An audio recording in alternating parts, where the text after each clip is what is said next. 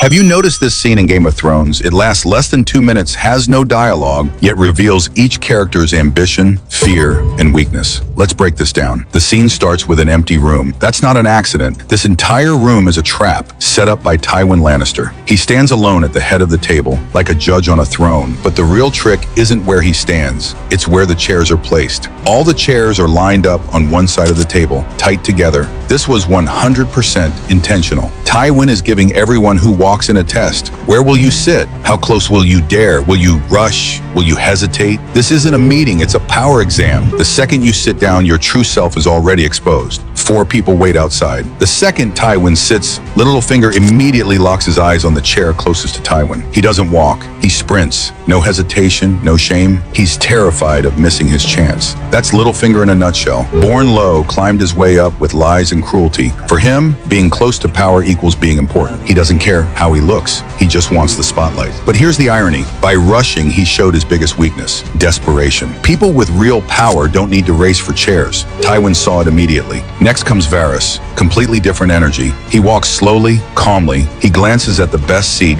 and ignores it. He sits in the second chair like it's exactly where he belongs. As Varys knows real power isn't in the chair. It's in information. He doesn't need to sit next to Tywin to be powerful. He lets Littlefinger look greedy. Then Grandmaster Pycelle, old, slow, tired. He takes the third chair without thinking. This man has survived 40+ years in the King's Council. He's seen empires rise and fall. He doesn't want power. He wants survival. This isn't weakness. It's wisdom. Then Cersei walks in. She immediately understands the game, and she refuses to play by Tywin's rules. She doesn't take any of the lined up chairs. She drags a new one and places it right next to Tywin's right hand. She's not choosing a seat. She's creating one. She's saying, I don't compete with these men. I'm above this lineup. But there's a tragic truth here. She still sits next to her father. Her power has always come from men, her father, her husband, her sons. This act is rebellion, but also dependence. Finally, Tyrion. He doesn't rush. He watches everyone first. Then he does something no one expects. He grabs the last empty chair, drags it loudly across the floor so everyone hears it, and places it at the opposite end of the table, facing Tywin directly. He doesn't stand near power. He stands against it, as an equal, as an enemy. This completely destroys Tywin's plan. Everyone else was trying to get close to power. Tyrion was the only one who chose to confront it. Watch Tywin's face when Tyrion sits down. He's furious. But deep down, he also knows no one else in this room has the courage to do that. This 2-minute scene is not just about chairs. It's about what people really want. Littlefinger wants status. Varys wants control. Pycelle wants safety. Cersei wants dominance but remains trapped. Tyrion wants dignity, even if it destroys him. One scene, no words, everything said. That's why Game of Thrones is a masterpiece.